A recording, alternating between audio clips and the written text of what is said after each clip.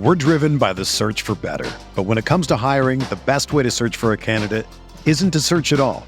Don't search, match with Indeed. Indeed is your matching and hiring platform with over 350 million global monthly visitors, according to Indeed data, and a matching engine that helps you find quality candidates fast. Ditch the busy work. Use Indeed for scheduling, screening, and messaging so you can connect with candidates faster. Leveraging over 140 million qualifications and preferences every day, Indeed's matching engine is constantly learning from your preferences, so the more you use Indeed, the better it gets. Join more than 3.5 million businesses worldwide that use Indeed to hire great talent fast. And listeners of this show will get a $75 sponsored job credit to get your jobs more visibility at Indeed.com/Blue Wire.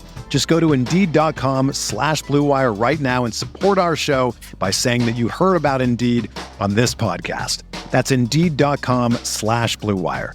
Terms and conditions apply. Need to hire? You need Indeed. In little more than 1 year, the very next season, Montana to Clark would become, up until that point, the most famous play in football history. If you would have told anybody in that stadium that day that that would happen, none of us would have believed it. It's September 1980, Niners at Jets.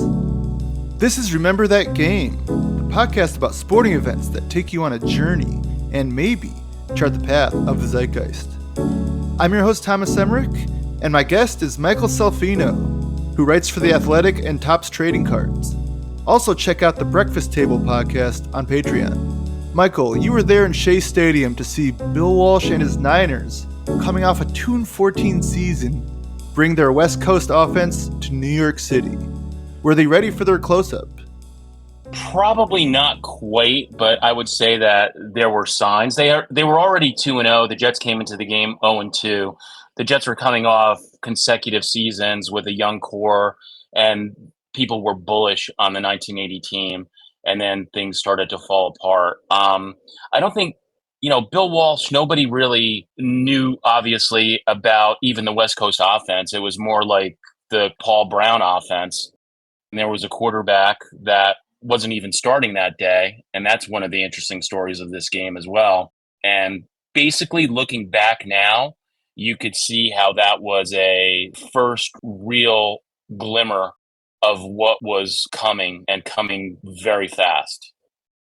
The glimmer on the Shea Stadium infield dirt where the Niners start their first drive and score in like under 2.5 minutes. Yeah, Joe Montana, second year, starting on the bench. Steve DeBerg still slinging it early here and looking good.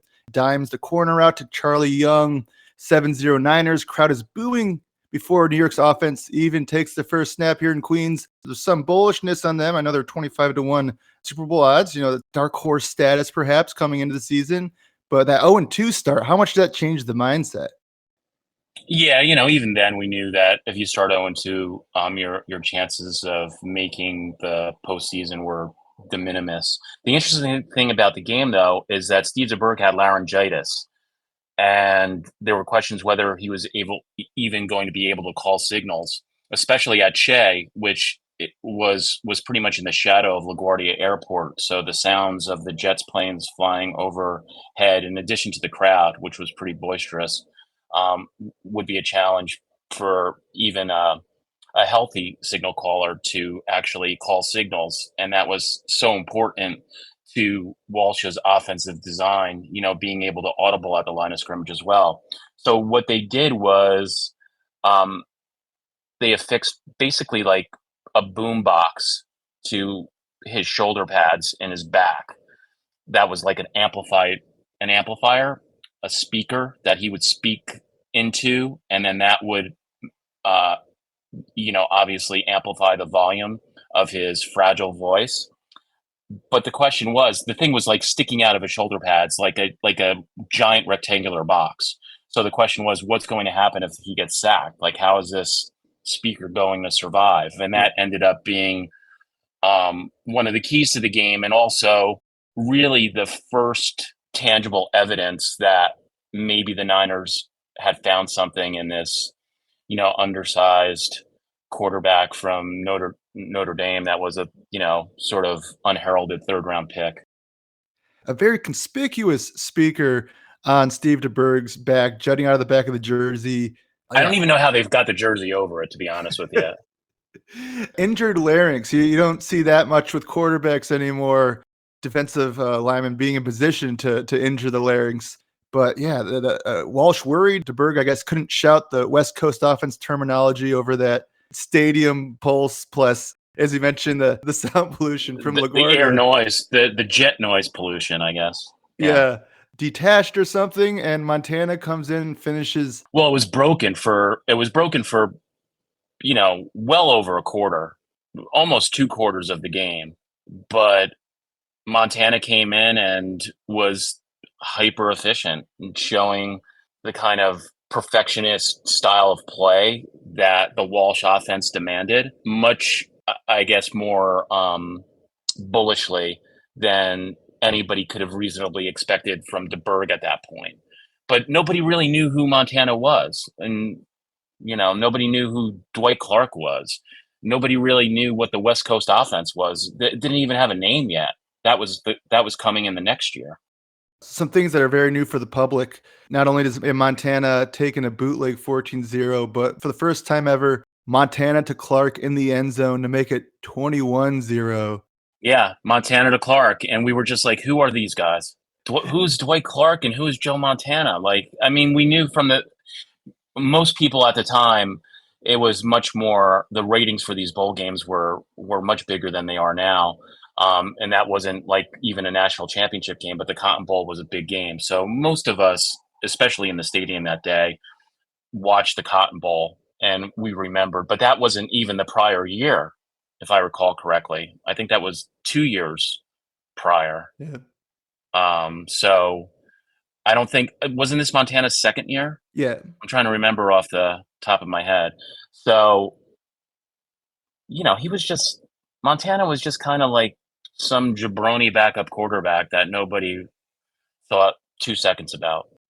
And DeBerg was the story of the game, actually. DeBerg, when the Niners were 3-0 after that game, people thought DeBerg was going to be the quarterback for 10 years for the Niners. Oh. And then he totally cratered after that game. I think the rest of the season he threw 7 touchdowns and 13 interceptions and had like a 5.9 YPA, which is sickeningly bad. So that was it for him, basically. And next year he got traded to the Broncos, I think, for a 4th round pick. They might go 3-0 here in Shea, but it'll end 3-10. 3-10, yeah. Which was fortunate because that set them up to rebuild their secondary, draft Ronnie Lott. They actually had 3 draft picks in their secondary that year in 1981, and they were one of the best pass defenses in the league. They completely transformed their team with that one draft. Ridiculous in the first 3 rounds. You can get Ronnie Lott, Eric Wright, and Carlton Williamson.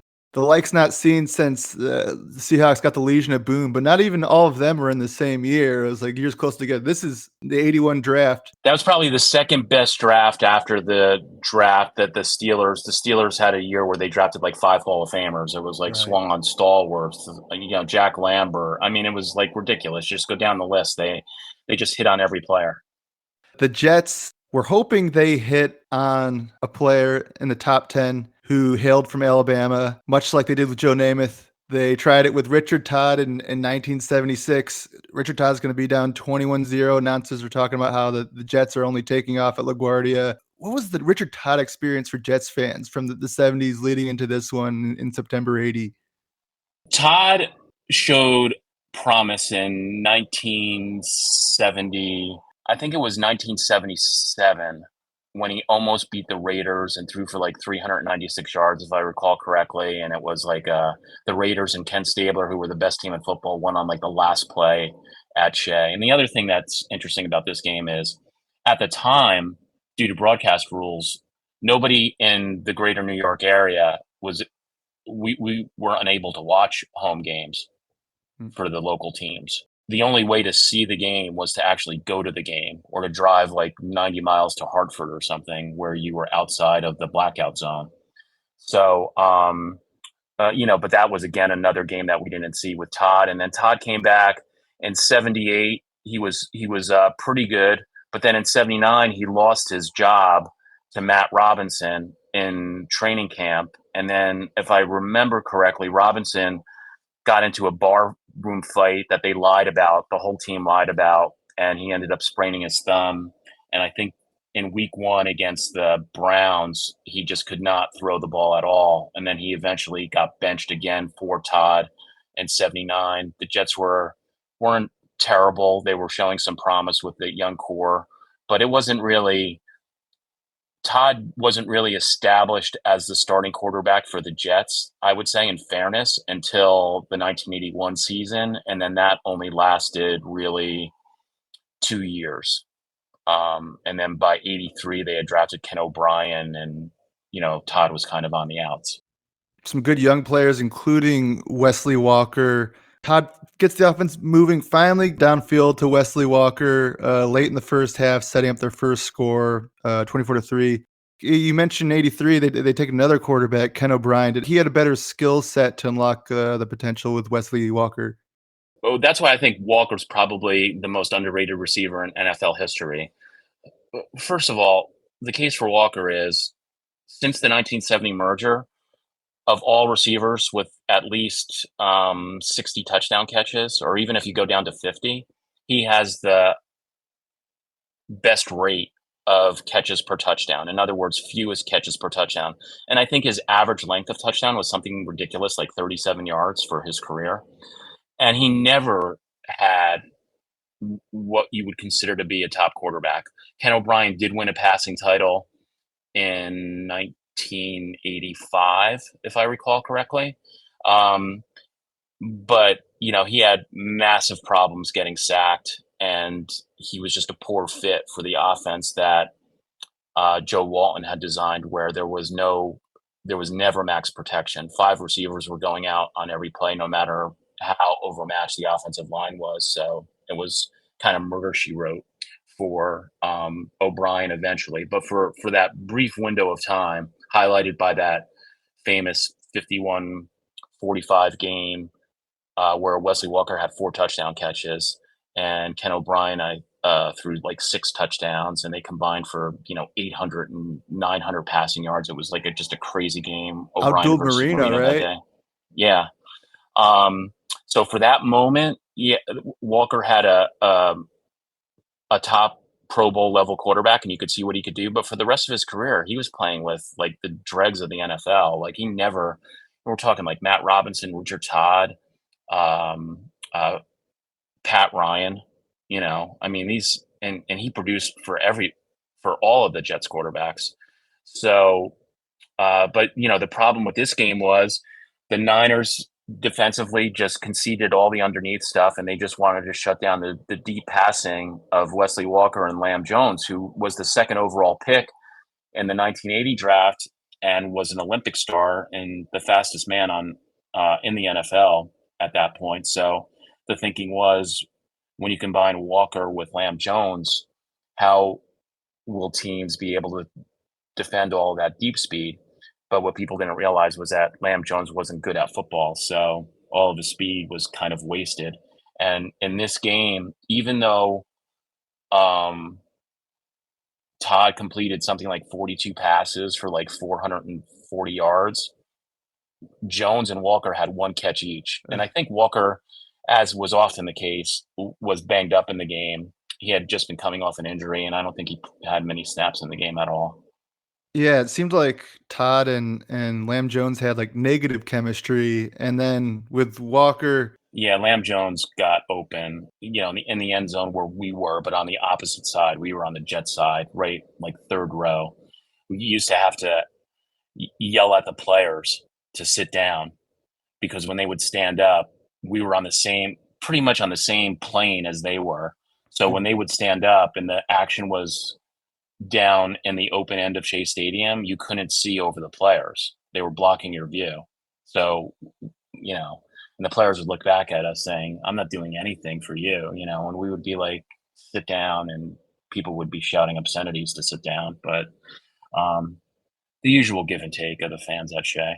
I guess Shea was one of those like dual purpose relics of like the 60s and 70s. Oh, it wasn't a relic at that point. Most stadiums then were dual purpose. Yeah. So Shea wasn't really almost all the stadiums had infield, and that was just something that you had to account for, especially in the kicking game. That's why there would be literal dust ups, So when they say 3 yards in a cloud of dust, they were talking quite literally because the dust was the infield dirt. Relic by today's standards, but back then, Shea was under less than 20 years old, which is crazy to think of because it was never like, you never felt I never felt in my lifetime that I was in a modern stadium. And I was there when I was a kid. At this point I was in high school, but when I was in grammar school, like really young, I was at the O.J. Simpson game where he broke Jim Brown's record. Oh. Didn't even feel like a new stadium then. And it was less than 10 years old. I think the average lifespan on that type of 60s, 70s dual purpose, about like 25 years. Shea Stadium sticks around for the Mets for 40 plus, but for the Jets, they get out of there in the mid 80s, go to the Meadowlands, win their first playoff game at home since Joe Namath in the 60s, but it's at Giants Stadium. They have camp in Long Island and game day in New Jersey. How do you feel about that move for the Jets over to the Meadowlands where they are today? And do they truly belong in Queens? This episode is brought to you by our good friends at NFL Sunday Ticket on YouTube TV. I'm sure by now you've all gotten back into your Sunday routines, but they could be even better. With NFL Sunday Ticket and YouTube TV, you get the most live NFL games all in one place, every game, every Sunday. And you can even watch up to 4 different games at once with Multiview, one of my favorite inventions of this decade. It's exactly what you need to catch all the action, make your Sundays more magical. And also, YouTube TV is great. I got it this year. It's awesome. Sign up now at youtube.com/BS. Device and content restrictions apply. Local and national games on YouTube TV. NFL Sunday Ticket for out-of-market games excludes digital-only games. School is back, and Dick's Sporting Goods has what you need to win your year. We've got everything from cleats to Sambas, dunks, and more. Plus, the hottest looks from Nike, Jordan, and Adidas. Find your first day fits in-store or online at dicks.com. They're more like a Queens team, I would say. I wouldn't mind if they went back there. It's convenient to me, but I don't really go to the games because I'm always covering football, so it's hard for on Sunday when all the games are going on. I can't watch one game, so at best I can go to a standalone game when the Jets haven't had many standalone games. Obviously it's a different environment now, but yeah, I loved going to Shea. It was a boisterous environment. The crowd was usually maybe half in the bag, but definitely loud and responsive. So, but this game really, the Niners with that hyper efficient West Coast offense that again nobody really saw coming. Their play success rate, even just as an observer at the time, every play worked. I mean, they were running, so there were a lot of things that came out of this game that would end up shaping my view of football for years to come. One of the big things was that running backs don't really matter. Like the Niners ran the ball extremely efficiently that day with running backs that nobody had ever heard of. And their success rate, like I said, was, just on runs was probably 60%. Like every time they gave the ball to Earl Cooper, it seemed he got 7 yards, only 7 yards, untouched, and then either out of bounds or just would get tackled there. But it was just easy money, for the way they had designed their running game. They were using that West Coast motion, which was kind of an oddity at the time. The only team that really used motion a lot, if I recall correctly, was the Cowboys. This was a different kind of motion as well. They never ran the ball inside. They just kind of tried to always gain the edge. And their passing game was, very balanced in terms of, the strata of the field that they were attacking. And the run pass balance was very good too. A lot of people, I think, mistakenly think that Walsh's offensive design was more pass centric, but he was a big proponent of play action and balance overall on offense. And obviously, he demanded almost impossible perfection out of his quarterback, even in practice, where he would yell famously at Joe Montana if he completed bombs to Jerry Rice, because he wanted the pass to be exactly at the letters and exactly with the receiver's arms 3/4 extended and exactly running in full stride. And if you didn't do that on every pass in practice, you were failing. So that was the standard that Walsh had for his quarterback, which probably no one in up until that point in the history of the NFL would have been able to meet, except for this, again, completely nondescript at the time, undersized player that we felt was a certain backup at best, in Joe Montana. All that effort into every detail, and then sometimes on the field, just making it look easy. Niners go up 31-6. DeBerg back out, audio They amplifier thing going. repaired the speaker. Yeah. Yeah. Montana back in, has Dwight Clark wide open. Walsh's play call and the perfect execution create just an easy pitch and catch in the end zone. Jets down 31-6. And yeah, you see some of the fruits of Walsh's philosophy and remember, in little more than 1 year, the very next season, Montana to Clark would become, up until that point, the most famous play in football history. If you would have told anybody in that stadium that day that would happen, none of us would have believed it. The folks in Queens got to see it for the first 2 times in NFL history. Preview of what would go down in the NFC title next season against the Cowboys. But for the Jets, some good young players there, though. Joe Klecko out this game, linebacker Greg Buttle out. So Gastineau's there, but you don't quite have the full sack exchange. At the time, were you thinking a couple of injuries today? We do have some good young players. This is a team that could still be on the come up. Nobody really saw the sack exchange coming at that point. Sacks weren't even really an official stat. But the next year, obviously, was the year of the sack exchange, and that became apparent pretty quickly. Klecko was always hurt. He played most of the 1981 season when he had, I think, unofficially, so it never really counted as a record, but both Klecko and Gastineau had over 20 sacks. I think the Jets had 67 sacks in that season, which was an NFL record. And Klecko played most of that season with a broken leg. So he would come out on crutches when the defense was always announced because of the sack exchange at the games. And he would come through the tunnel on the crutches, and then they would announce his name and he would throw the crutches down and he would run out to his teammates. It was like, this is how football players were kind of wired back in the early 80s.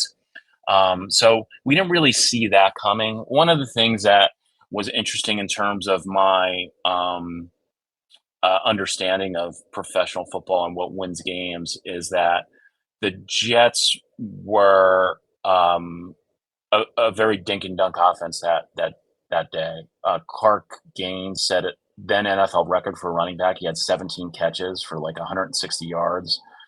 That's all they were doing was just throwing to the running backs on every play. And that's kind of a recipe, to kick field goals and get 3 points closer to losing, as Phil Simms once famously said, or maybe Bill Parcells said that to Simms.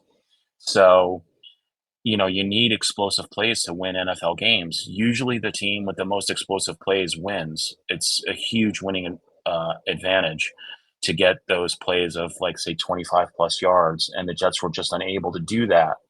And, sort of the shape of that game, and even I think the final score was 34-24, so it was a 10-point game. But ironically, one of the most famous games in Jets history was when the Jets played the Colts in '72 and Joe Namath threw for 496 yards, and he only completed 15 passes. Oof. So he was 15 for 28 for 496 yards with 6 touchdowns. And the quarterback on the opposing side, Johnny Unitas, methodically would march the ball down the field and go on these extensive drives and 15 plays and score, kick a field goal, and then they would kick off to the Jets, and Namath would throw an 80-yard touchdown, a 68-yard touchdown. Like, it was just, it didn't matter how, and that was the mindset of the time, not just in 1972 when Namath had that game, which was the antithesis of this Todd game, but the mindset of that time, even in 1980, was that the team that controls the clock, controls the ball, controls the game.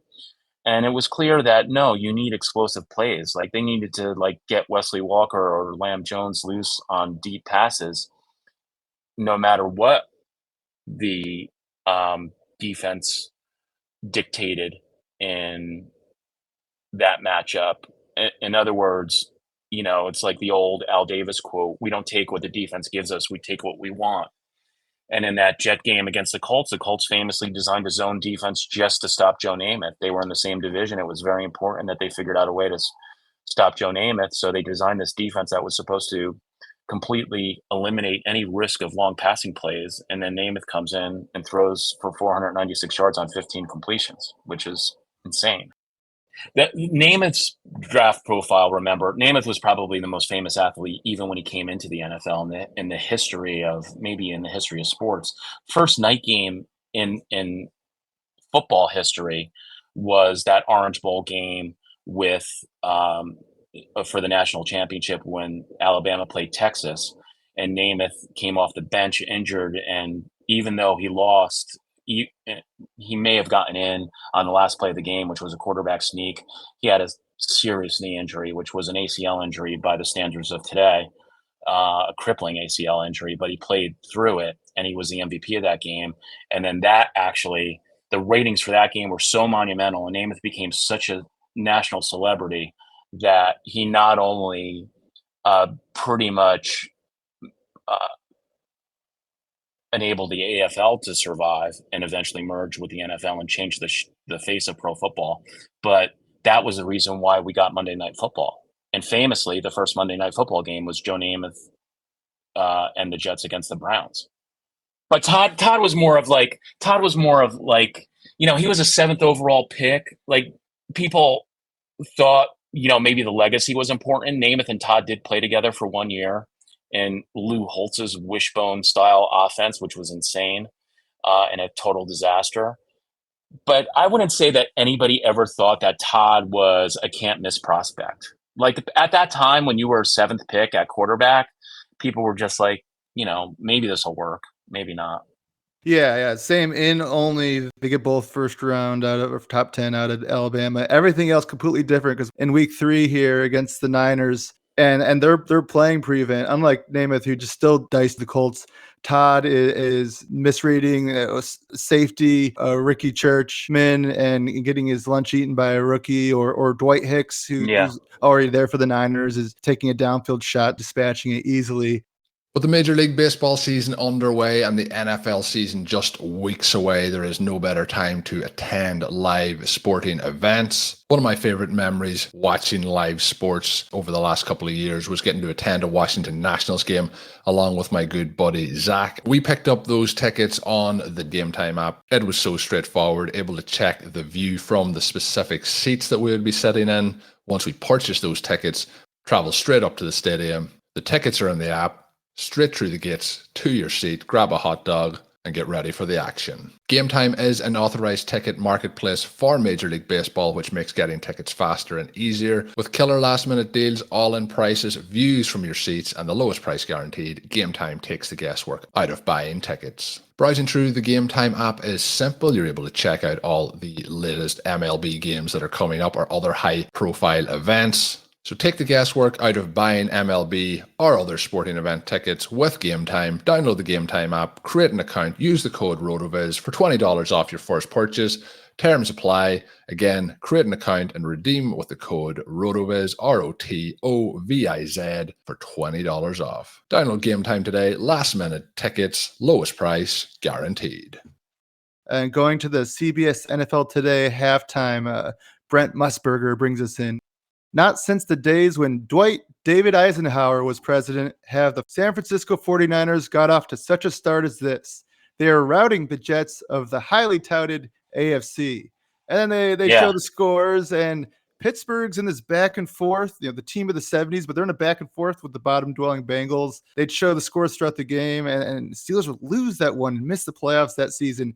Did 1980 have this feeling of a turning of the page as far as like dynasties in 70s? You have the Steelers and Cowboys. Well, the Cowboys then were in the Danny White era, and I believe that year they went to Atlanta and pulled a game out of the fire and beat the Falcons in a crazy playoff game. Yeah. And then the next year, obviously, it was the NFC Championship game between the Niners and the Cowboys. But I wouldn't say the game necessarily fundamentally changed at that point, because again, the Niners weren't winning; they were winning with balance. In 1981, they obviously had Montana, who was capable of making plays, but they were a balanced team offensively. They had a really good defense. It was just like the entire package was good. I think the game changed. Ironically, this is another game that I was at. I think it was his second career start, but Dan Marino coming into the NFL was the first in my lifetime indication that the NFL could be fundamentally changed with the passing game. And, you did have the Air Coryell and that attack with the Chargers, but that was sort of like a coach-centric one. This was the first time people respected Fouts, but it wasn't like Dan Fouts was some sort of transformative player. People viewed the offense as just something that was unique, like a unicorn offense in the NFL at the time. But when Marino came in, it was like, oh my God, like if you find the right quarterback, you could completely break this game and defenses. But that was still, at that point, 3 years down the road. Because pretty much from the moment Marino stepped on the field, he tilted it in the favor of the Dolphins. And at that point, I think that's probably the starting point of the NFL as we know it today, which is more of a pass-centric league. In 1980, Jets 5-point favorites there in week 3 when they lose 37-27 to the Niners. And again, that was not that close. This game was a complete blow. And this game was the NFL game of the week that week. That's crazy because, trust me, I was at this game and it was terrible. One of the funny things about this game that I always talk about is Richard Todd, like I said, completed 42 passes, right? So we're at the game and the Jets are losing like, I don't know, 34-13 or something. The game's basically over. It's the fourth quarter. So the first announcement is Richard Todd, it's another pass to Clark Gaines for like 6 yards with the clock winding down. So the first announcement is, over the intercom, Richard Todd has tied the new Jet record for most completions in a game. This, no reaction really. Shortly after, Richard Todd has broken the franchise record for most completions in a game, smattering of boos. Shortly after that, Richard Todd has tied the NFL record for most completions in a game, loud boos. Then shortly after that, and again, Jets are down. This game is over, right? Richard Todd has broken the NFL record for most completions of the game. I mean, a crescendo of boos, like the loudest boos I have ever heard in my life. And I didn't boo. I'm not a booer. I'm too much of a snob to boo. I feel like it's sort of like a guttural reaction to things. Now, was I laughing and amused? Absolutely. Because the crowd knew these are bullshit stats, man. Don't be lying to me and saying that, we're seeing something historic here. This is horrible. Queens, New York in 1980. You know what it was like? It was like there was a halftime show at Shea. This tells you about the whole, I wasn't at the game where the Jets used to have an airplane that would fly around the stadium, actually like in the air, like a miniature airplane whenever they scored. So there was a game where, Shea Stadium was notoriously windy. So there was a game where the Jets were losing badly and kicked a field goal, and they rev up the airplane and they fly, and it hits the wind and it crashes into the stands. I think like a father got killed or something. But it was like, you're doing this to kick, when you kick a field goal. So that was it for the Jets airplane, right? So I wasn't there for that one. But then I was there for a halftime show where it was a guy throwing a frisbee to a dog. And he would throw the frisbee like 60 yards, and the dog would run from the start while the frisbee was in the air, and then he would jump up and he would ostensibly catch the frisbee. So the guy does it, and the frisbee's in the air seemingly like forever, and finally like the dog and the frisbee meet, and the dog jumps and drops it. Ugh. No reaction. They do it all over again. The dog drops it again, smattering of booze. They do it again, and he drops it again. He doesn't catch it. The crowd just boos crazily, but it's like laughing booing, okay? Sure. I felt so bad for this dog. Like, the dog has no idea what's going on. The dog's used to getting cheered. But that shows you sort of like how ornery the Shea Stadium Jets crowd was. Like, they would boo the dog at the halftime show for dropping the frisbee. Try to get that speaker box, because this is going to be a boisterous crowd. They're going to be half in the bag, and they might be booing their own team, but they might be booing you as well. You got to be prepared. Yep. New York finished 4-12 this season, and the Niners 6-10 on their 1980. Well, and then what's interesting is in 1981, the Jets had the third pick of the draft. The Giants had the second pick of the draft. The Giants picked Lawrence Taylor. The Jets picked Freeman McNeil. And I remember thinking when the Jets drafted McNeil, I remember thinking about that Niners game and thinking, why do we need a running back so badly? I really wanted Lawrence Taylor, but it wasn't to be. So nobody knew that Lawrence Taylor was going to be a dynamic pass rusher. But at the time, just being a linebacker was like extremely valuable in the eyes of, NFL people. Tough company for comparison. McNeil was great. McNeil was a great running back. In fact, McNeil is one of only two players in NFL history who averaged over 4.5 yards per carry in his career and over 10 yards per catch on at least 200 catches. It's only Freeman and McNeil and O.J. Simpson. Carried Richard Todd to Jets' first playoff win since the name of the Super Bowl run when over against 200 yards against the AFC champion Bengals, who were coming off the loss to the Niners in 1981. Yeah, so some big playoff games for McNeil, over 200 plus yards in that one. Having to get drafted right next to Lawrence Taylor, do not envy that. They bounced back nicely in 81, 82. Well, in 82, that was the strikes shortened season. If not for the Dolphins cheating by watering down the field to combat the Jets' speed, especially on defense with their pass rush. And Klecko was hurt that year, but it didn't matter. The Jets' Gastineau was unstoppable. But they watered the field down, and they didn't cover it up for the rain. And that was the famous Mud Bowl where Todd threw 3 interceptions to A.J. Dewey. And the Jets lost a defensive struggle in the AFC Championship game, and they would have beaten the Jets. I think would have beaten the Redskins in that game because David Woodley was just horrible. Todd was better than Woodley at the time. They watered down the field to stop Gastineau. Well, it was more that they just left the field uncovered during a atypical torrential rainstorm because they thought that they had an advantage on a slower turf.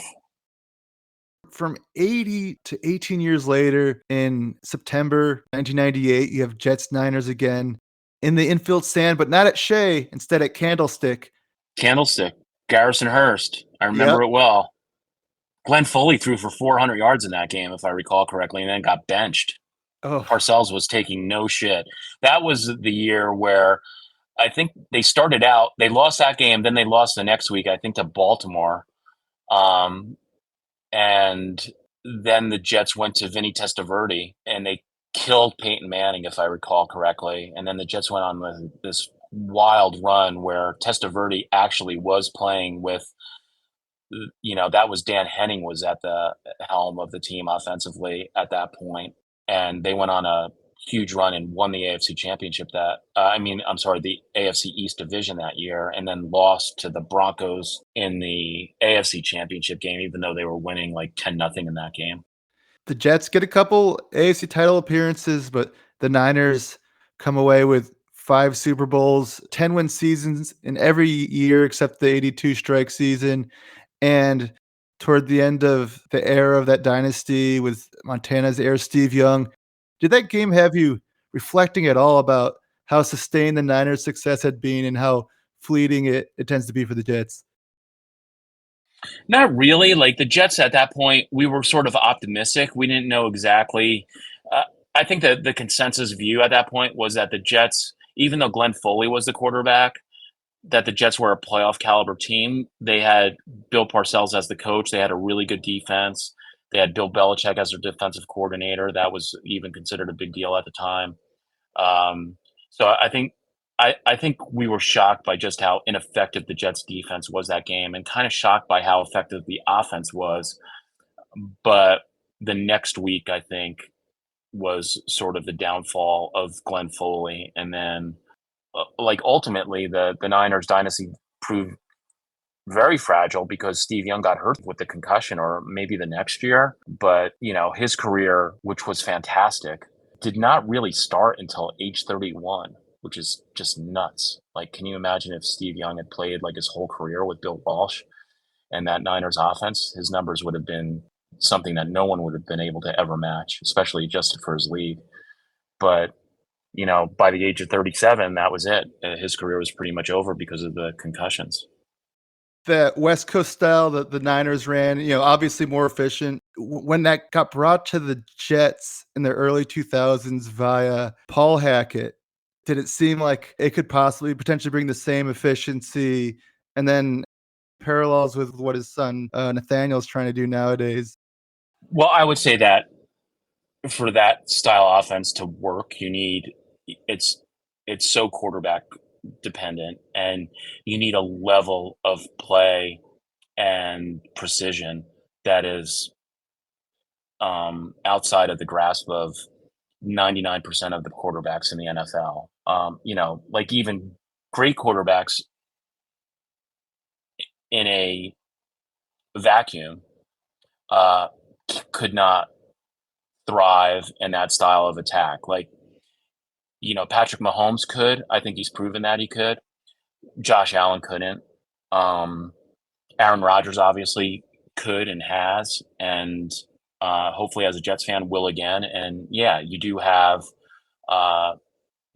so Paul Hackett's son is obviously the Jets offensive coordinator now. So, that sort of West Coast legacy, even though Hackett didn't arrive on the scene with the Niners until 1983, if I recall correctly. But he was probably the most important coordinator, if we're not counting Walsh, who was the head coach, that Montana ever had. And it was Hackett who went on to the Chiefs and then brought Montana to the Chiefs for the end of his career as well. So I don't think it's kind of, when he came to the Jets, Chad Pennington was a quarterback who could have had that level of perfection had he not injured his shoulder. Yeah. And I think, Pennington probably would have been a Hall of Fame level quarterback had he not hurt his arm, which was average to begin with. So that injury to his shoulder put him below the line of competency. But I would have liked to have seen Pennington and Hackett be able to have a reasonable career together instead of one that was radically altered by injury. Paul Hackett going to the Chiefs, being instrumental in bringing Montana there. Do you think it's a similar situation with Nathaniel Hackett, with Aaron Rodgers in Green Bay, and then getting Rodgers to go to the Jets? And these types of coaches, is it like their skill in installing the offense as much as it is their ability to be a player's coach or a quarterback's coach? I've spoken about this a lot with historically great coaches and very successful general managers. And the consensus is that the most overrated thing in the NFL is play calling, because pretty much everybody has the same plays. If it's 3rd and 7, you kind of know what plays are coming. It's a matter of execution, right? So a lot of that comes down to how good your quarterback is. Now, obviously, there are exceptions. Everybody cites Mike Shanahan. Back when I was doing these articles, Kyle wasn't really an established coach at that point. So I would assume that Kyle probably falls into that spectrum as well. But Mike Shanahan was the only guy that multiple people who sort of minimized the importance of play calling in the NFL cited as the exception to that. Like, it was like, okay, except for Mike Shanahan. So, and like I said, Kyle probably falls into that same thing. So, with the Jets, it's kind of like Adam Gase had a great season on paper as an offensive coordinator with Peyton Manning, but that was Peyton Manning's offense. Peyton Manning was calling all the plays in Denver. Adam Gase just made Peyton Manning comfortable. There was just something there. Hackett obviously makes Aaron Rodgers comfortable. There's something there that you're not able to necessarily see if you remove one of those two guys from the equation without the other. So the hope is you're not going to get any sort of synergistic effect where Hackett elevates the game of Rodgers, but if Rodgers is healthy, like, how much does his game have to be elevated? I mean, the guy is like an inner circle Hall of Fame quarterback and, arguably the most efficient quarterback to ever play. So, he's like designed for this style of attack.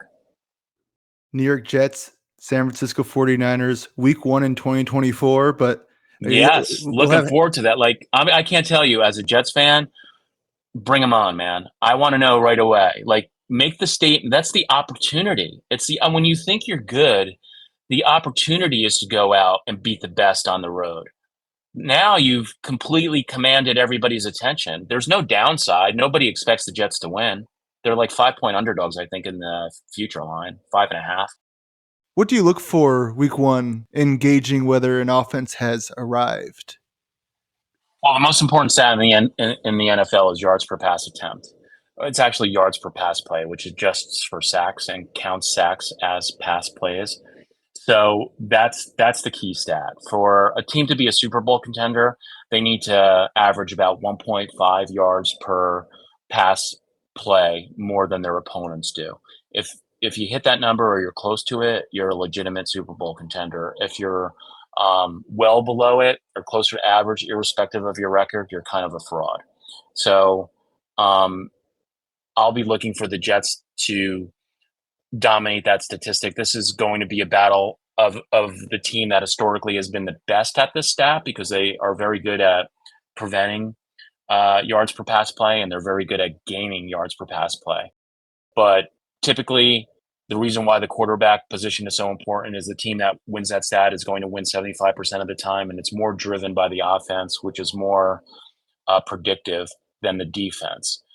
But in this battle, I do like Rodgers over Purdy, because Purdy last year does have something to prove against playing top 5 pass defenses. He faced 3 last year, and in those games, his passer rating was like 60.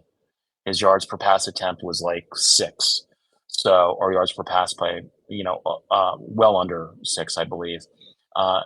Those games were against the Cowboys, the Ravens, and the Chiefs. And the Jets, I think, by all accounts, are going to be a top 5 pass defense. So is Purdy a bully quarterback who could only really dominate lesser opponents, which, granted, to cite Bill Walsh famously, there's only 8 teams that can win the Super Bowl pretty much every year. So the other teams all suck. So, you don't have to be great to dominate statistically over the course of a full season, but you do have to be a performer in line with your overall statistics if you're going to beat the top defenses, which are only a handful of defenses in the NFL.